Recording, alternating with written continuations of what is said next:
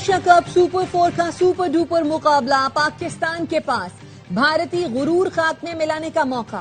روایتی حریف پاکستان اور بھارت دبئی میں 7:30 بجے پھر ٹکرائیں گے۔ ٹیم مینجمنٹ نے کپتان سے مل کر بھارت کے خلاف میچ کی حکمت عملی بنا لی۔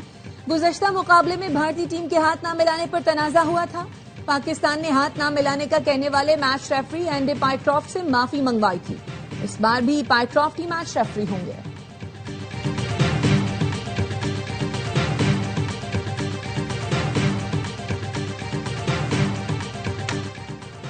بڑے میچ کے لیے پاکستانی ٹیم میں تبدیلیوں کا فیصلہ، بھارت کے خلاف سائم ایوب کو 4 یا 5 نمبر پر کھلائے جانے کا امکان۔ صاحبزادہ فرحان کے ساتھ محمد حارث یا فخر زمان اننگز کا آغاز کریں گے۔ اسپن کے خلاف ناکام حسن نواز کی جگہ فہیم اشرف یا حسین طلعت کو کھلانے کا فیصلہ۔ بالنگ لائن میں تبدیلی نہیں ہوگی، اسپنر سفیان مقیم کی شمولیت کا امکان نہیں۔ دلوں کی دھڑکنیں تیز، کرکٹ شائقین کا جوش بھی عروج پر، فینز نے قومی ٹیم سے امیدیں لگا لی۔ شاہینوں بھارت کو ہراؤ، گروپ سٹیج کا بدلہ چکاؤ۔ شائقین کہتے ہیں بھارت کی کمزوریوں کو سمجھ کر ان کے خلاف پلاننگ کریں۔ قوم کی دعائیں پاکستانی ٹیم کے ساتھ ہیں، جیت ہماری ہوگی۔ سابق کرکٹرز کا پاکستان کو بھارت کے خلاف میچ میں لڑ کر کھیلنے کا مشورہ۔ سابق ٹیسٹ کرکٹر کامران اکمل نے کہا ہار جیت کا نہ سوچیں، آنکھوں میں آنکھیں ڈال کر مقابلہ کریں۔ باسط علی کہتے ہیں پاور پلے اہم ہوگا، کوشش کریں پاور پلے میں وکٹیں نہ گرنے دیں، درمیان کے اوورز میں ڈاٹ بال کی جگہ سنگل پر فوکس کریں۔ فاسٹ بالر محمد عامر نے کہا طلعت اسپن کو اچھا کھیلتے ہیں، سائم پر مشکل وقت ہے، اگر اس کو نیچے نمبر پر بیٹنگ کروائیں گے تو فائدہ ہوگا۔ حارث رؤوف کے شامل ہونے سے پاکستانی بالنگ مضبوط ہوگی۔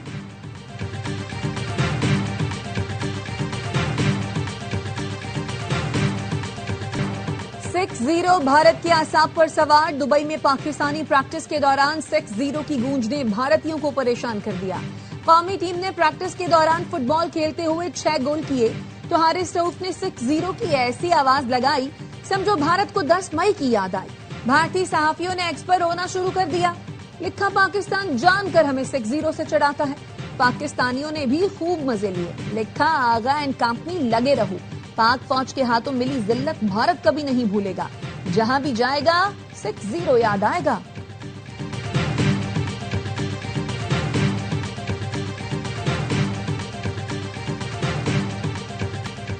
ایشیا کپ میں ایک اور پاک بھارت ٹاکرا، ARY نیوز پر سب سے بڑی ٹرانسمیشن، چوکوں چھکوں کی برسات، وکٹوں کی بھرمار، کون کرے گا کس کا شکار، پاک بھارت مقابلے کا ہے سب کو انتظار۔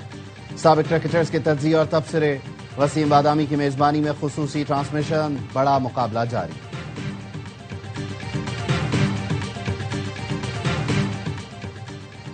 سیکیورٹی فورسز کا ڈیرہ اسماعیل خان کے علاقے کولاچی میں انٹیلیجنس کی بنیاد پر آپریشن 7 خارجی ہلاک، 3 افغان شہری اور 2 خودکش بمبار شامل۔ ISPR کا کہنا ہے افغان سرزمین پاکستان کے خلاف دہشت گردی کے لیے استعمال نہیں ہونی چاہیے۔ وزیر اعظم اور وزیر داخلہ کا سیکیورٹی فورسز کو خراج تحسین۔ وزیر اعظم نے کہا ہر قسم کی دہشت گردی کے مکمل خاتمے کے لیے پرعزم ہے۔ محسن نقوی نے کہا قوم سیکیورٹی فورسز کے ساتھ شانہ بشانہ کھڑی ہے۔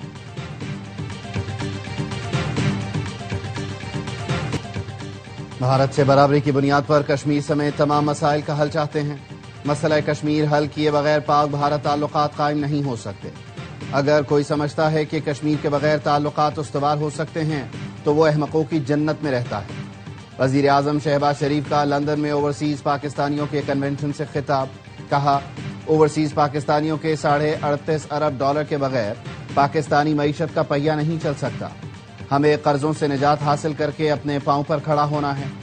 نائب وزیر اعظم اسحاق ڈار کہتے ہیں پہلی بار سفارتی، دفاعی اور معاشی طور پر متحد ہو کر آگے بڑھ رہے ہیں۔ پاکستان نے بھارت کو تاریخی شکست دی، دنیا نے ہمارا منہ توڑ جواب دیکھا۔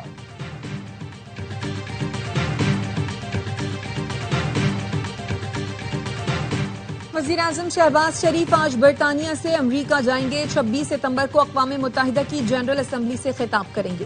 ترجمان دفتر خارجہ کا کہنا ہے وزیر اعظم غزہ کی صورتحال پر خصوصی اجلاس میں بھی شریک ہوں گے۔ فلسطینی ریاست کے قیام کے حوالے سے اہم خطاب کریں گے۔ شہباز شریف کی عالمی رہنماؤں سے ملاقاتیں ہوں گی۔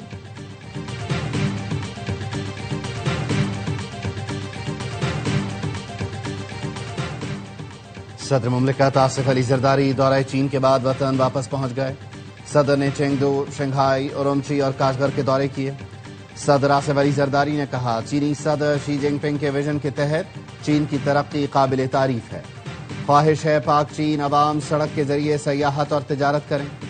صدر مملکت کے دورے میں متعدد MOUs پر دستخط کیے گئے۔ گورنر سندھ کامران خان ٹیسوری کی مختصر دورے پر چینی شہر گوانگجو آمد۔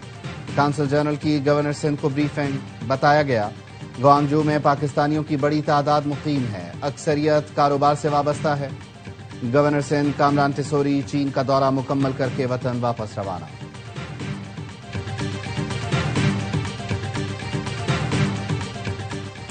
مارکہ حق میں بھارت کو عبرتناک شکست دی، مسلح افواج نے بھارتی جارحیت کا منہ توڑ جواب دیا۔ بھارت نے دوبارہ جارحیت کی تو پہلے سے بڑھ کر جواب دیا جائے گا۔ بھارت کا شوق ابھی باقی ہے تو آ جاؤ، تمہارے گھر میں گھس کر ماریں گے۔ وزیر اعظم آزاد کشمیر کا مارکہ حق جلسے سے خطاب۔ چودھری انوار الحق کی سعودی عرب کے ساتھ تاریخی معاہدے پر فیلڈ مارشل کو مبارکباد۔ کہا، عوام اپنی بہادر مسلح افواج کے شانہ بشانہ ہے۔ پاک سعودی عرب معاہدے پر بھارت میں صف ماتم بچ چکی، ہم نے مل کر دشمن کے عزائم ناکام بنانے ہیں۔ مسئلہ کشمیر دوبارہ OIC عرب لیگ میں اٹھایا جائے گا۔ جلسہ مارکہ حق سے دیگر مقررین کا بھی خطاب۔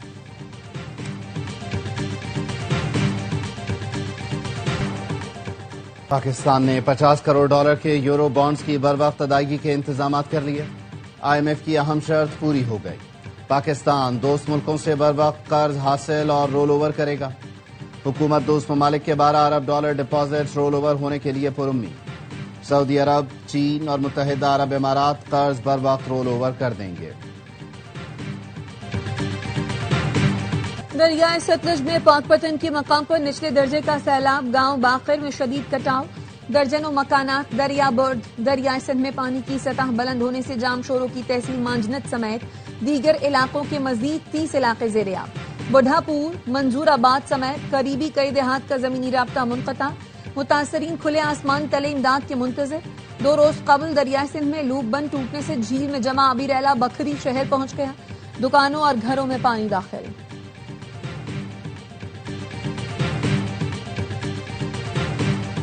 کراچی میں 3 خواجہ سرا قتل، پولیس کا کہنا ہے تینوں کو فائرنگ کر کے قتل کیا گیا۔ لاشیں تھانہ میمن گوٹ کی حدود میں ریسٹورانٹ کے قریب سے ملی۔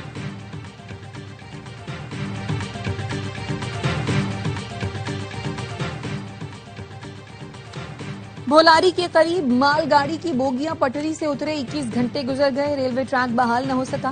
کراچی سے اندرون ملک جانے والی 5 ٹرینوں کی روانگی منسوخ، ذرائع کا کہنا ہے تاخیر اور مسافروں کی کم تعداد کے باعث گاڑیاں منسوخ کی گئیں۔ اسرائیل نے غزہ میں زمینی اور فضائی حملے تیز کر دیے، صہیونی فورسز غزہ شہر کی عمارتوں میں داخل، اسرائیلی بمباری سے 24 گھنٹے میں 91 فلسطینی شہید، صہیونیوں کی بے گھر فلسطینیوں کے خیموں پر بھی بمباری، بچوں سمیت متعدد فلسطینی شہید ہوئے۔ الشفا اسپتال کے ڈائریکٹر کے گھر پر بمباری سے خاندان کے 5 افراد شہید۔ ایٹنگز میں فلسطینیوں سے اظہار یکجہتی کے لیے بڑا احتجاج، ہزاروں افراد کی شرکت، جنگ بندی اور یرغمالیوں کی رہائی کے لیے تل اویو میں احتجاج۔ گلوبل فریڈم سمود فلیٹیلا کا اگلا سٹاپ غزہ ہوگا۔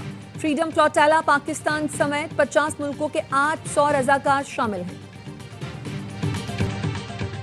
پرتگال اور برطانیہ کی جانب سے آج فلسطین کو بطور ریاست تسلیم کیے جانے کا امکان۔ فلسطین کو بطور ریاست تسلیم کرنے کے لیے یورپی ملک متحرک۔ فرینچ صدر کا سعودی ولی عہد محمد بن سلمان سے ٹیلی فونک رابطہ۔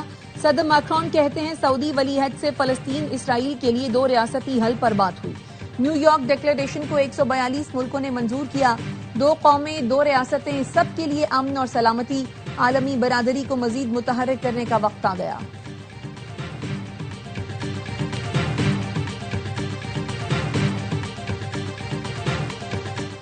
DGISPR لیفٹیننٹ جنرل احمد شریف چودھری کا کیڈٹ کالج پلندری کا دورہ، طلبہ اور اساتذہ کے ساتھ خصوصی نشست۔ شرکاء کا مارکہ حق میں بھارت کو ذلت آمیز شکست دینے پر افواج پاکستان کو شاندار خراج تحسین۔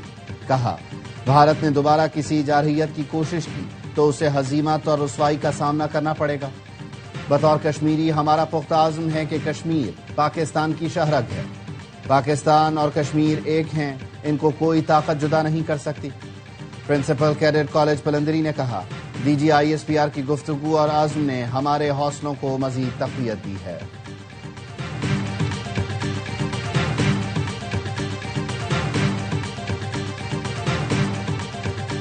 पाकिस्तान समेत दुनिया भर में यौम अमन मनाया जा रहा है। सदर जरदारी और वजीर आजम के पैगामात। सदर जरदारी ने कहा, पाकिस्तान तारीख की दुरुस्त सम्त में खड़ा है। दुनिया आज इलाकाई आलमी अमन में पाकिस्तान के किरदार की तारीफ करती नजर आती है।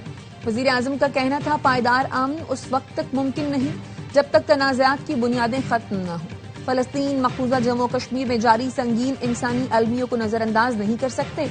जब तक हक़ खुद इरादियत नहीं दिया जाता, मुस्तकिल अमन एक ख्वाब ही रहेगा।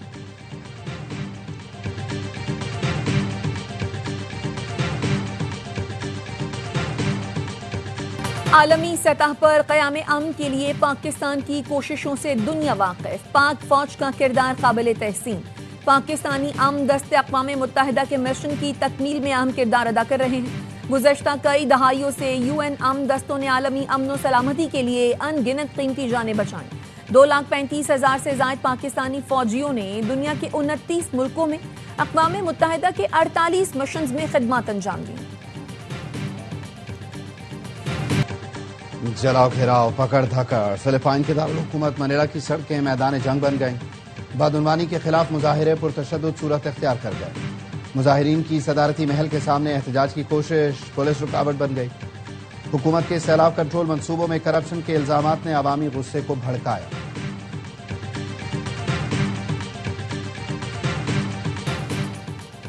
Chairman peoples party Bilawal Bhutto Zardari 37 बरस के हो गए। वजीर आला बलोचिस्तान सरफराज बुगटी ने बिलावल भुट्टो को सालगिरह की मुबारकबाद दी। कहा, बिलावल भुट्टो कौम के रोशन मुस्तकबिल की उम्मीद है।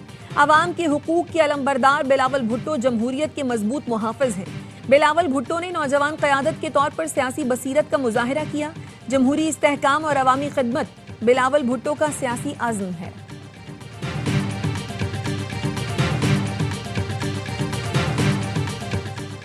करतारपुर में बाबा गुरु नानक की बरसी का दूसरा दिन सिख यात्री आज नगर कीर्तन जुलूस में शरीक होंगे। जुलूस दरबार से बॉर्डर टर्मिनल तक निकाला जाएगा। कल इख्तितामी तकरीब के बाद सिख यात्री घरों को रवाना हो जाएंगे। सिख यात्रियों का कहना है, भारतीय यात्रियों की कमी शिद्दत से महसूस की गई। भारतीय हुकूमत राहदारी खोले। मारूफ कव्वाल मकबूल अहमद साबरी को मद्दाहों से बिछड़े 14 बरस बीत गए। मकबूल साबरी ने 1970 की दहाई में अपने बड़े भाई गुलाम फरीद साबरी के साथ कव्वाली का आगाज किया। भर दो झोली मेरी या मोहम्मद और ताजदारे हरम उनकी मकबूल तरीन कव्वालियों में से हैं। शानदार फनी खिदमत के एतराफ में मकबूल साबरी को तमगाए हुस्ने कारकर्दगी से नवाजा गया। और मलकाए तरन्नुम नूरजहां का 99वां यौम पैदाइश। मलकाए तरन्नुम ने अपने करियर के दौरान मुख्तलिफ जबानों में 20,000 से ज्यादा गीत गाए। नूरजहां ने 40 के करीब फिल्मों में अदाकारी के जौहर भी दिखाए। मलकाए तरन्नुम को फनी खिदमात के एतराफ में हुकूमत पाकिस्तान की जानिब से तमगाए इम्तियाज और सितारा इम्तियाज समेत मुतादिद मुल्की और गैर मुल्की अवार्ड से नवाजा गया।